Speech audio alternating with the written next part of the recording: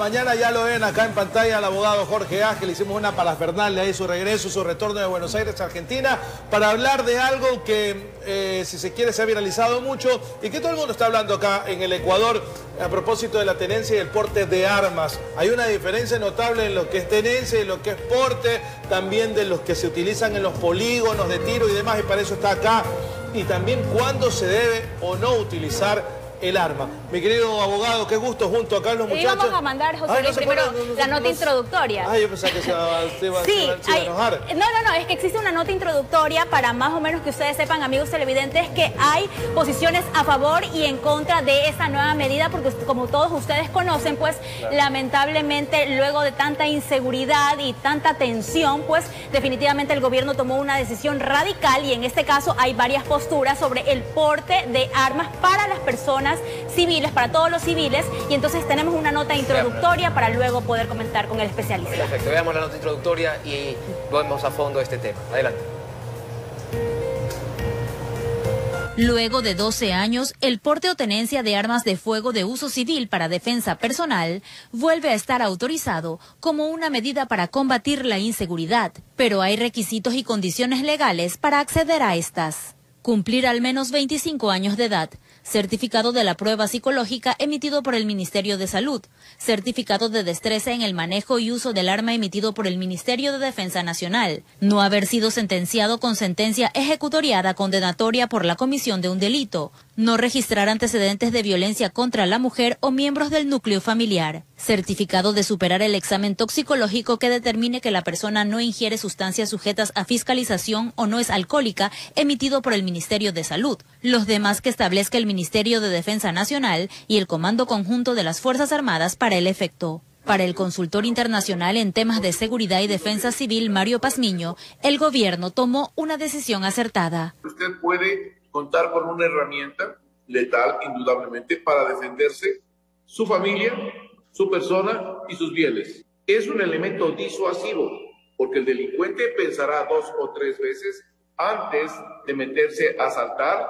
En tanto, para Carolina Andrade, analista en temas de seguridad e inteligencia, se trata de una medida contraproducente. ¿Cómo calificar de manera real el que una persona esté en capacidad de portar un arma y que cuando la porte lo vaya a utilizar de una manera adecuada? Tiene que pasar pruebas de práctica de tiro, tiene que demostrar eficiencia en el manejo de las armas. No toda la sociedad va a poder acceder al porte de armas. Ahí la pregunta es, ¿la institucionalidad en este momento está en capacidad de controlar y de realmente llevar un registro transparente de quienes van a tener ese acceso? Hay criterios divididos. Mientras unos consideran que la medida reducirá el nivel de inseguridad en las calles, otros creen que habrá más violencia. La presencia de un arma en el hogar puede incrementar 500% los femicidios. Es una incapacidad por parte del gobierno central de poder garantizar la seguridad integral que está prevista en la Constitución y no decirle simplemente a los ciudadanos, tomen un arma, enfréntense a los delincuentes para que puedan tener un espacio seguro, porque no sabemos de ese enfrentamiento entre delincuentes y ciudadanos cuáles van a ser las consecuencias. Yo no creo que sea un riesgo, más bien creo que va a disminuir los índices de violencia e inseguridad en el país porque es una medida disuasiva para la delincuencia. Informó Roselena Vasconés. Wow. Bueno, ahí está entonces, unos a favor y otros en contra. Rápidamente le hago la pregunta. ¿Usted está a favor o en contra de aquello, doctor? Yo estoy a favor. ¿Por qué? Porque puedes tú igual, tienes una herramienta, tienes un arma para poder defenderte. Pero acaba de decir el analista que aumentará en 500% el femicidio. O sea, ¿será una cuestión de ascendente y no de descendente? O sea... Bueno, que aumente o no sería discutible, porque el femicida va a usar solo un arma diferente al que ya está usando ahora. Eso no va a cambiar. El femicidio lo único que hizo cambiar y modificar es que el Estado y todos tengamos una perspectiva al tratar el género. Eso es una cosa, porque siempre hubieron asesinatos, y lo que no se clasificaba de tal manera era que sea hacia la mujer. Pero hay muchas cosas, abogado, que no están claras y, por ejemplo, eso sí quisiéramos que ustedes nos ayuden a analizar. ¿Por qué? Por ejemplo, si una persona, yo como civil, en ese momento veo que estoy siendo víctima de algún asalto o a lo mejor están cometiendo un intento de asesinato y saco el arma en defensa propia porque me están atacando a mí o a mi familiar y resulta que yo le disparo y esa persona lamentablemente muere, yo voy a ir detenida. ¿Qué dice? O sea, ¿cuál es la regulación? O sea, para la gente diga... O sea, ¿cuándo se debe usar? ¿Cuándo se debe usar? Hay un decreto para portar armas, pero no han cambiado las leyes en el tema de la... Yo creo que el punto medular y controversial de todo esto realmente es cuándo puedo y cuándo no puedo. Correcto. Porque más allá está permitido, ya hay las reglamentaciones, la norma y la ley. Pero siempre, y ahí entra el derecho, nadie puede violar o agredir a otra persona. Y nadie tiene el derecho de huir o ser cobarde y no poder proteger tu vida, sea con un arma o sea con cualquier otro medio idóneo para contrarrestar esa agresión o peligro inminente que tu vida, tus bienes o tu familia. Pero todavía no hay garantías de que esa persona que utilice el arma por defensa propia no vaya a ser detenida. Siempre ha existido. Siempre ha existido la legítima defensa, como lo han visto en películas. La legítima defensa o el estado de necesidad. Siempre ha existido en el derecho. El Estado no nos da ese derecho, nos ampara. Que cuando vemos que una persona está siendo agredida podemos intervenir. Y podemos ayudar si tenemos los recursos necesarios. Había rápidamente para hacerle este ejemplo, estaba hace algún tiempo atrás en un restaurante en Ceibos, el guardia de seguridad iba a utilizar su arma, pero no lo utiliza porque estaba fuera de su local, fuera de su perímetro, y él no lo utiliza porque dice que tiene que utilizarla básicamente dentro de su jurisdicción, que era el local o el restaurante en este caso. Tanto así que cerró la puerta y la dejó a las dos chicas afuera. Eso era porque en ese momento era porte, pero luego ahora ya se puede la tenencia y se la puede utilizar incluso fuera de ese perímetro. Un momentito, vamos a empezar desde el principio porque el ama de casa creo que está tan perdida como yo. ¿Qué es porte de armas y qué es tenencia de armas, abogado?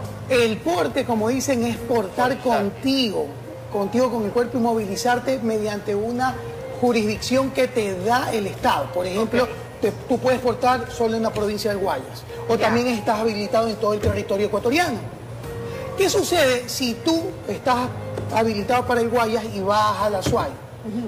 Ya estarías incurriendo en un delito penal y ahí te van a procesar.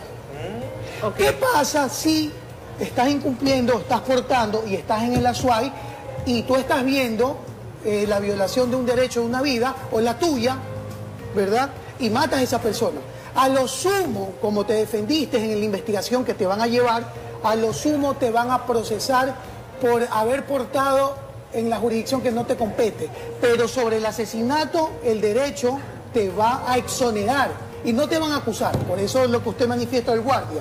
El guardia tiene deberes positivos de auxiliar y si no lo hizo, lo van a procesar por no haber intervenido. Que su arma no está autorizado dentro de un territorio, eso sería una sanción diferente. Pero si tú como guardia ya estás capacitado como guardia o como policía, estás capacitado, en algún momento se le ha manifestado a los militares o policías que dicen que mi territorio es este y el territorio donde estaba asignado era acá y acá comenzó la violencia y no intervine y vi que mataron a una persona y no hizo algo, él estaría cometiendo un delito de omisión por no haber. ¿Y qué es tenencia? Es tenerlo en un lugar determinado, tu casa, tu trabajo, el arma, que no pueda salir de ese perímetro. Que lo tienes solo para tenerlo en un lugar determinado, en un bien. ¿Okay? Que es tu casa, que es tu finca, que es tu oficina. O sea, cuando la gente saca permiso, tienen que saber especificar para qué es ese permiso. El tenencia que lo voy a tener en mi hogar, en mi domicilio, en mi finca. Pero si esto pasa en la 9 de octubre y la que cruza no la puedo usar porque no está el permiso habilitado para ello. No tienes para aportar, vas a salir con el arma. Por mi tenencia. Pero ¿usa qué quiere decir con usa? Si entras al restaurante... Claro, si veo que a alguien le está pasando algo y yo disparo... Entras al restaurante. Digamos, si estoy en un restaurante y entro a alguien, estoy como ahora entran por todos lados a disparar. Vamos a independizar, es importante. Yo tengo el arma, ya la tengo. Y solo tengo el permiso para tenerla en mi casa. No porte. Y salgo a defender a mi esposa que está en la esquina. Estaría incurriendo ¿en qué? En el delito de no portar, nada más. Pero el que la deje defender o no, sería otra causal de otro tipo de delito. Porque yo puedo defender mi vida con lo que tenga. Ok, antes decía la gente que tiene un bate en el carro. Y si tengo un arma, con un arma, la puede tener. Ahora se va a analizar si tenía el permiso para portar el arma. Eso, porque eso es una cosa independiente. La tenencia siempre ha existido. Siempre la tenencia y el porte. Y el porte siempre ha existido. Así es, o sea, no es que esto es nada, por eso es que la gente se confunde. Lo mismo que están ahora, o que decía el presidente, que se prohíbe el uso de la fabricación artesanal de armas, pero eso siempre ha existido toda la vida, que no se puede utilizar, ¿no? Entonces, el porte y la tenencia. Ahora vamos a tener la posibilidad de usar o tener las dos cosas. De poder tener un instrumento, un arma para protegernos, nada más. No es que le trasladan esa obligación al ciudadano, no. Lo que le das al ciudadano es ese derecho que siempre ha tenido, la legítima defensa. Claro que no me voy a defender ya con una computadora si alguien me viene a agredir. Y así tengo el arma y me vienes a agredir, te puedo contrarrestar esa agresión. Claro, con lo que tengo. Yo le quería consultar más que todo sobre el proceso que hay que seguir para poder usar un arma, ¿ok? Porque si bien es cierto, veo que, se hace una prueba toxicológica y también un test psicológico, ¿verdad? Pero hay especialistas, inclusive en neuropsicología, que ellos dicen que para dar un diagnóstico se demoran hasta 6 meses. Y no es así tan sencillo. Entonces, no están viendo tampoco de que, están viendo psicológico, pero ¿qué pasa con los trastornos? Un trastorno solo lo ve un psiquiatra. Entonces, ahí hay muchas cosas que como no están tan claras o que faltaría, según su ojo profesional. ¿Cree que el proceso está indicado o falta algo también teniendo en cuenta de cómo se maneja igual también el tema en el país y los sistemas? Sobre todo por los actos de corrupción que ya lo hemos visto, por ejemplo, con los carnets de discapacidad. O sea, que falsifiquen, ¿Qué garantiza? que falsifiquen dame las preguntas, Danilo, tú que estás abogado. ¿Qué garantiza? Perdón que les interrumpa. Hablando del tema toxicológico, uno también puede alterar esas pruebas. ¿Por qué? Porque ellos pueden sanarse su sangre días previos, o hay muchas formas de hacerlo, o también puede caer en lo que dice Rosalena, la corrupción. Aunque eso es algo de sácame por acá, toma ahí, sácame tenga ahí la nota, el certificado. Siempre ha existido, ¿no? Es un reto bastante grande a la institución, que son los rectores, en el que tengan que ellos controlar. Claro. Y también la ciudadanía también de informar y de denunciar todos estos hechos de corrupción. Va a pasar, puede pasar, pero lamentablemente hay otra institución que es la que tiene que hacer estas investigaciones necesarias. Tener un buen sistema con el que se está queriendo implementar todos estos registros importantes y darle valor a las pruebas toxicológicas y psicológicas. Ahora, escuché también declaraciones vertidas también por el presidente, que decía que no se está hablando de un porte y tenencia de armas, sino un porte y tenencia regulado de armas. Regulado, claro.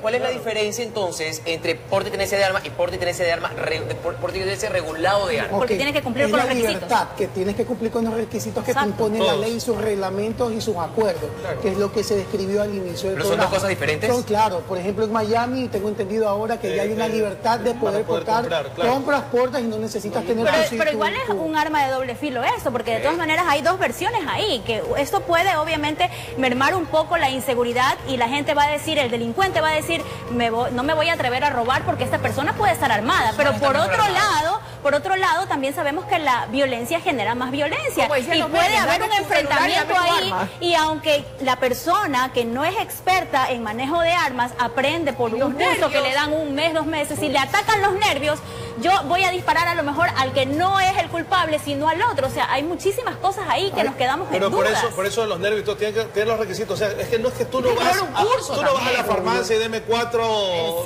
dolores de cabeza y deme un arma. Pero es que tienes que seguir unos requisitos pero establecidos. La insistencia es que nosotros tenemos mucha vulnerabilidad en el sistema. O sea, ¿qué garantiza que esto vaya a ser adecuado? Esa es otra cosa. O sea, ya los operadores de justicia y todo eso tiene que ver. Si tú manejas un arma y no atinas a quien tenías que agredir, vas a responder por la agresión y el menoscabo del derecho de la otra persona.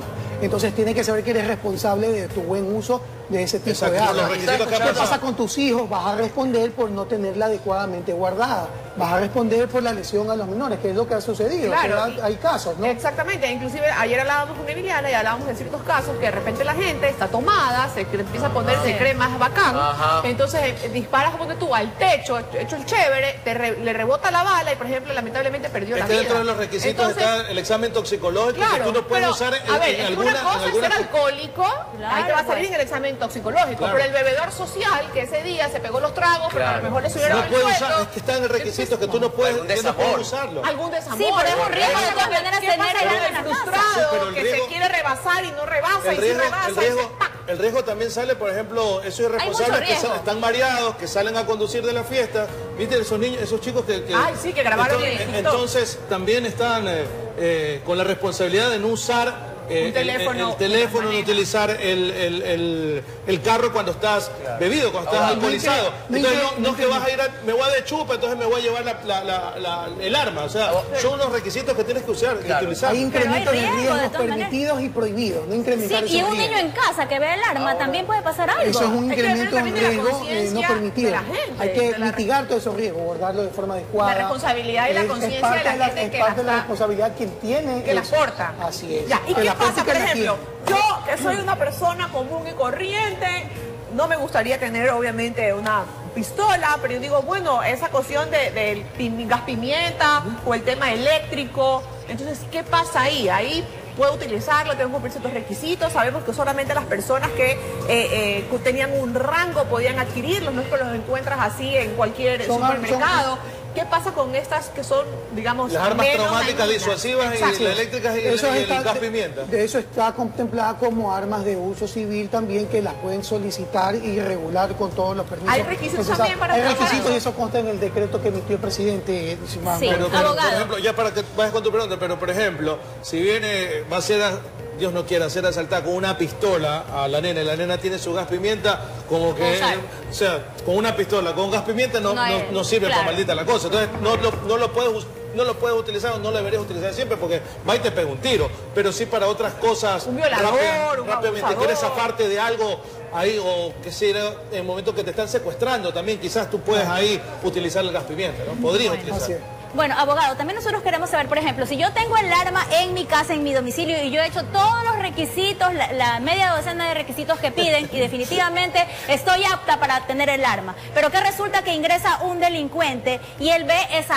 arma y más bien la utiliza para atacar al resto, o sea, y es mi arma que está legalmente ya registrada. Si él va y se lleva el arma incluso y luego con mi arma va y mata al vecino del frente o va a otro lado, o sea, ¿qué garantiza si es mi arma? Tiene que reportar a la autoridad de comando conjunto rápido porque lo registren y le den de baja en el sistema. Abogado, y lo reporta como robado. Abogado, ahora estaba escuchando justamente sobre los diferentes tipos de armas. Estaba escuchando que pistola, solamente pistola 9 milímetros y que revólver, qué tipo de revólver. Bueno, también sí, todo lo tiene contemplado la misma normativa. Claro, no es que te vas a comprar una submetralladora ni que te vas a comprar. Ellos sí tienen eso. Ellos sí tienen eso. Es que eso, justamente vimos el video el día de ayer. A ver, si viene, o sea, no es para combatir a las bandas delincuenciales o criminales organizados a nivel nacional e internacional, sino es para la delincuencia común, es lo que entiendo, es lo que quieren en un principio, ¿no? Porque de ahí, si tú vas a combatir con estas bandas que son organizadas, que tienen sus ametralladoras, eso es imposible. Claro. Con los revólveres de calibres iguales o inferiores a 38 pulgadas. Pistolas de calibres iguales o inferiores a 9 milímetros, semiautomáticas con alimentadoras estándar. Armas de otro para uso civil, pistolas de señales, armas que disparan dardos tranquilizantes, que es de uso veterinario, armas electrónicas que produzcan efectos pasajeros sin pérdida de conocimiento, lanzadores arpónicos neumáticos accionados con cargas de proyección, armas no letales neumáticas, pistolas calibre 68, 50 pulgadas, 43 pulgadas. Eso es lo que determina la norma, ¿no? En este calibre de uso civil. En cuestión hay parámetros igual que nosotros debemos seguir y eso justamente ya lo estableció el gobierno por parte del presidente de la República, Guillermo Lasso. Requisitos y parámetros que una persona tiene que seguir para poder tener un porte de arma. Estaba escuchando que para poder hacer entre todo esto oscila entre más o menos entre los $2.000, $3.000 con exámenes y arma y todo. O sea, tampoco es que está barato y lo puedes conseguir no es que de la noche a la mañana ya claro, exactamente. Tienes que mantener el arma también. Esas armas y ya la vamos a estar. He visto en el meme un poco de cosas que te robo la pistola. No es tan fácil tampoco. Claro, lo que sí, por otro lado también es que dentro de las propiedades o lugares privados también tienen ellos la libre decisión de decir puedes o no puedes. Por ejemplo, universidades, centros comerciales, y hay muchos lugares, discotecas, donde dicen aquí no. Entonces igual te están haciendo el tema del chequeo antes de entrar. Claro, no se puede definitivamente ni en hospitales ni en universidades. Centros comerciales, ahora ya hay otros que los están también adaptando esta seguridad, porque dicen aquí en este centro comercial, así el presidente ha dado la orden aquí. Universidades saltaron a decir que no iban a permitir el ingreso de armas. No, es que ahí en los establecimientos educativos no se puede. Autonomía. No se puede. Pero en todo caso yo sí creo que esto hay que socializarlo mucho, porque incluso hasta los guardias de seguridad, que ellos son los que están más entrenados, ellos han dicho que quieren primero socializar esto, que se vea bien qué les ampara la ley, qué les dice en defensa de ellos, para ver si pueden utilizar o no el arma fuera de su perímetro, porque ellos van a estar como auxiliar de la Policía Nacional cuando intervenga. Entonces ellos lo que hacían era utilizarlo dentro de su perímetro, pero si algo se comete afuera, ellos tienen miedo de que vayan a ser detenidos si disparan. Entonces todo eso hay que regularlo. Últimas recomendaciones, abogado. Bueno, de que usen todas las medidas necesarias, siempre cumpliendo con los requisitos normativos que la ley y sus reglamentos amparan, ¿no? No tomarlo a la ligera, porque no podemos hacer uso de un armamento, un arma, cuando no sabemos manejar. Y peor atentando la vida de la otra persona. Y peor atentar con las vidas de otras personas. Qué caramba. Bueno, pues ahí está, y estará esto para hablar, estará en la picota durante, creo, mucho tiempo, hasta, como dice Rosita, socializar todo el tema. Mientras tanto, nos vamos a una pausa y regresamos con más aquí en la Noticias en la Comunidad. Noticias de la Mañana. Dios los ampare.